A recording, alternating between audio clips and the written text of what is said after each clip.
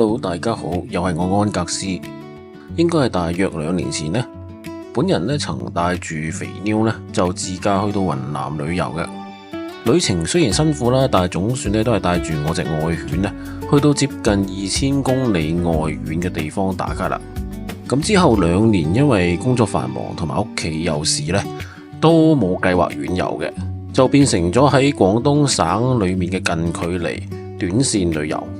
近呢20年裏面呢，其實我都行遍咗成個中國噶啦，一直咧都冇將廣東咧當作一個旅遊熱點嘅。因為之前下定決心咧係征服中國版圖計劃裏面呢，目的係希望咧欣賞中國嘅壯麗山河，同埋品嘗唔同地方嘅地道美食。廣東咧從來都冇呢個感覺嘅，咁但係隨住大灣區嘅急速發展呢，廣東喺旅遊配套上呢，逐漸咧都可以跟得上中原地區，好似福建、江西等地嘅。今次嘅視頻咧係會介紹由深圳往東北方向走啦，終點直到去福建沿海數個景點俾大家。由羅湖做起點咧，沿海都係向東出發嘅，一般嘅起點咧都喺鹽田區嗰度。今集咧就會先介紹大鵬、惠州同埋河源3個地方。大鵬呢個地方咧，早喺2年前咧已經出過一條視頻噶啦，咁我今次就唔集中多講噶啦，只不過今次咧就住翻之前上次想住嗰間民宿。呢間民宿咧都算係高檔次嘅，而且咧有住一個面對海灘嘅陽台係非常之重要嘅。可能係而家喺鹽田居海邊民宿開得比以前多啦，因此咁樣嘅民宿咧價格都唔會太高嘅。好似而家國慶假期嚟呢，都只需要500人民幣左右一晚呢，價格係算係可以接受嘅。嚟大鵬可以喺海灘旁邊嘅食肆光顧食店啦，品嘗海鮮，但係我就唔建議喺度食海鮮嘅，因為質素都係麻麻地嘅啫。剩低呢，就喺海灘旁邊嗰啲小食店呢，晏咖啡配小食，又或者喺大鵬鎖城裏面光顧特色嘅食肆嘅。我每次嚟大鵬目的咧都係 hea 遊同埋唞一唞嘅啫，今次咧就破例參加咗呢度嘅水上活動，但係因為咁咧就中咗伏啦。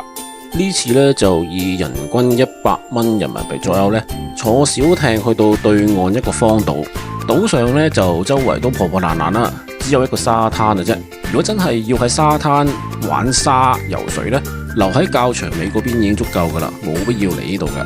總括嚟講咧，廣東沿海遊咧，大鵬可以視作為一個出發點啦。咁之後再往北或者往東咧，個路線就會相對行得比較舒服啲嘅。跟住落嚟咧就係介紹惠州南部2個沙灘啦，分別就係順寮灣同埋雙月灣嘅。從地圖上面睇咧，呢2個海灘嘅距離咧，距離大鵬非常之接近，揸車過去咧大約都係1.5小時可以到噶啦。先介紹一下雙月灣啦。雙月灣嘅位置咧係位於廣東省惠州市惠東縣港口鎮裏面嘅。鳥瞰咧就好似2輪灣月啦，故有名雙月灣嘅。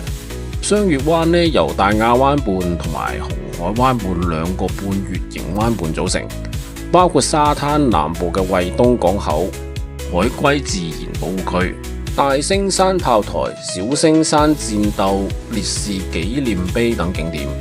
雙月灣夏季炎熱，春秋2季氣溫適中，冬天就舒適，年平均溫度23攝氏度左右。雙月灣南部設有海龜自然保護區啦，保護區屬濱海海岸濕地，濕地沿海沙灘上面呢長住厚藤、乳豆等草本植物，單葉蔓荊、露兜樹、許樹同埋海草洞等灌木，為海龜提供咗一個安靜產卵嘅環境嘅。濕地主要棲息住綠海龜啦、太平洋麗龜、玳瑁同埋靈皮龜等中國1級保護動物。除咗海龜之外呢，仲有魚類400種，其中被列入瀕危野生動植物種國際貿易公約附錄1同埋中國1級保護物種6種嘅。2002年，港口嘅海龜自然保護區呢被劃入國際重要濕地名錄。2015年11月呢，雙月灣海龜灣自然保護區獲廣東10大最美濕地稱號嘅。今次嚟雙月灣同樣都係打算享受陽光與海灘啦，所以選擇嘅酒店呢，嗰個位置都喺沙灘旁邊嘅，價格喺300至700蚊人民幣不等，視乎個人需要嘅啫。喺沙灘上面咧，除咗曬太陽、玩沙同埋游水之外咧，眼見咧亦都唔少人玩沙灘越野車嘅。咁好似帶狗嚟嘅我咧，就要小心留意啦。始終咧有啲人開車技術咧就唔係太靠譜嘅。今次喺雙月灣咧，晚飯就決定試下呢度嘅海鮮啦。雖然事前都喺網上揾個資料啦，提醒有機會踩雷嘅，但係既然係第一次嚟呢度咧，就即管試一試啦。幫襯嘅食肆咧就係呢一間，菜式咧就點咗啲燒烤啦。普通嘅炒菜同埋炒米粉，海鮮呢就點咗呢一條老虎斑。試過之後呢，就果然網上嘅資料可信嘅，條老虎斑嘅鮮嫩程度呢真係好一般。喺深圳隨便揾一間海鮮館呢都好食得過呢度。其他嘅菜式呢，除咗嗰碟炒米粉之外呢，其他食品呢都係中下水平嘅，而且呢價錢都唔平噶，人均消費要200蚊嘅人仔樓上。強烈建議唔好喺度食海鮮啦。夜晚就踩雷。咁第二日離開海灘走入市區呢，就揾到一間唔錯嘅飯館嘅，個名呢就叫做二嫂粗茶淡飯。店鋪嘅裝潢呢都有啲特色嘅，乾淨企理，菜式分量十足啦，都非常美味㗎。個人推介呢道菜式芝麻雞，真正嘅皮脆肉嫩㗎，有啲似香港嘅炸子雞，秘製醬汁好入味，好唔錯㗎。呢間店距離海灘唔係好遠嘅啫，唯一缺點咧就係揸車過嚟泊車唔係咁方便。跟住落嚟咧就介紹雙月灣旁邊嘅順寮灣啦。佢個位置喺雙月灣隔籬啦，面向大鵬灣。相傳乾隆年間呢，一群客家嘅先民嚟到呢度荒僻嘅地方咧，搭茅寮定居。因八卦中嘅順卦咧象徵風，風代表溫柔，取順寮為地名。以其願雨順風調嘅。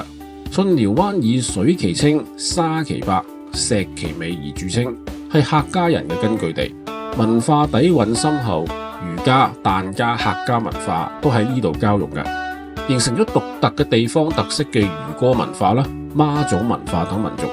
呢度同雙月灣嘅海灘分別唔係好大嘅啫，比較特別嘅地方呢，就係進入呢個海灘大門之前呢，有一個好似香港長洲大澳咁嘅小漁村嘅，小漁村同海灘由呢條小橋連接住，風格咧真係好似香港嘅大澳嘅。個人感覺順寮灣比雙月灣咧就更值得去 hea 遊，因為呢度個沙灘漁村咧係二合為一嘅配套嚟噶。咁遊玩嘅方式相對就比較多元化啦，而且論風景，欣賞呢度嘅比雙月灣嘅美景咧更加係好嘅。其實有鑒於喺雙月灣食海鮮踩雷嘅經驗啦，咁今次喺呢邊咧就唔食海鮮啦。其實今次喺自駕嚟惠州嘅路上咧，每隔幾百米咧就有好多人咧賣土窯雞嘅，咁就決定去試試啦。喺惠州咧，土窯雞咧都係多見於喺農家樂嗰度出現嘅。咁今次咧揾雞食咧就揾一間農家樂試試。喺大眾點評上面就見到唔少人推介呢一間土窯雞咧就係好食嘅。泊車咧都幾方便嘅，環境咧更加似係大排檔格局啦，但係咧就冇空調嘅，有啲巨型嘅風扇。菜式就冇點太多嘅，一碟豉椒炒蜆啦，再加一碟蒜蓉炒番薯葉，味道 OK 嘅，就係蜆肉少咗啲啦。咁就到呢度嘅主菜土窯雞啦。惠州嘅土窯雞咧烹飪方式咧比較獨特，採用咗傳統嘅土窯結構啦，用果木炭火燒到高溫。將成隻雞咧用秘製嘅調味料醃製之後咧，就用錫紙包住放入窯中燜焗。呢種方法咧能鎖住雞肉汁水，令到啲皮爽肉滑、內焦內嫩，並帶有濃郁嘅果木香氣。上桌嘅時候，呢隻嘅土窯雞咧表皮咧都呈琥珀色嘅燒焦紋，肉質彈性好啦，汁水充盈，秘製調料融合沙薑、蒜蓉等中草藥，形成鹹鮮微甘嘅複合滋味，果然咧係非常之地道、美味可口嘅。作為距離深圳唔遠嘅惠州咧，有半城山色半城湖嘅生態格局，又承載住千年歷史與多元文化，個人覺得咧好值得大家嚟到訪一遊嘅。咁到咗今次視頻最後要介紹嘅一站啦，今次咧就將個方向咧往北上移，咁就去到一個叫河源嘅地方。近年咧都聽到好多人介紹廣東呢個地方嘅，其實早喺10多年前咧，本人咧就有聽過呢度係一個食海鮮好出名嘅地方。現今咧已經發展成為一個旅遊配套非常豐富嘅好地方啦。河源而家咧雖然景點多啦，但係今次先要介紹嘅咧係最近好多人都提到並推介去嘅一個好受歡迎景點——萬綠湖。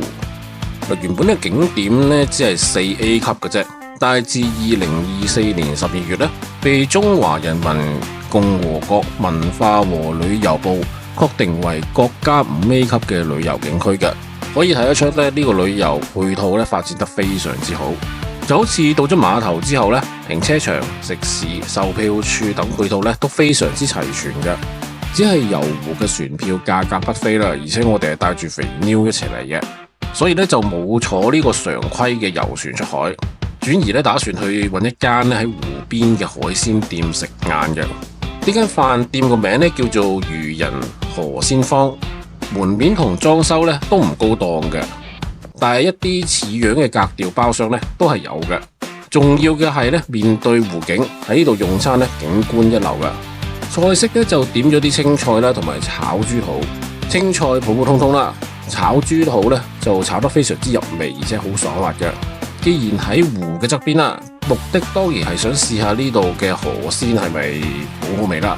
先嚟一個魚湯，湯底咧鮮甜順口。湯裏面咧拌住啲手工魚丸咧，爽但美味嘅。店員推介呢度咧清蒸桂花魚，肉質嫩滑咧，但係冇半點腥味嘅。呢碟蒸魚咧就冇放太多嘅豉油啊，但係味道嘅烹調咧就恰到好處嘅。總括嚟講咧，呢間店論環境同埋食物質素咧，喺呢個景區嚟講咧都係非常之值得幫襯嘅食肆嚟嘅。有機會嚟萬綠湖玩咧就可以試下啦。因為飯店就喺湖嘅旁邊啦。咁所以食完飯之後咧，就喺附近行下啦。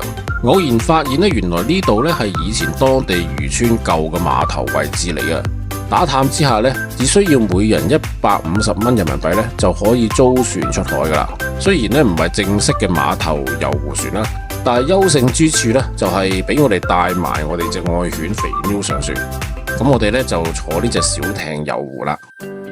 萬綠湖咧係華南地區最大嘅人工淡水湖。位於廣東省河源市東源縣，因為湖水碧綠、四季皆綠而得名，被譽為華南第一湖嘅。湖水清澈，常年保持國家地表水 I 類標準，可以直接飲用嘅。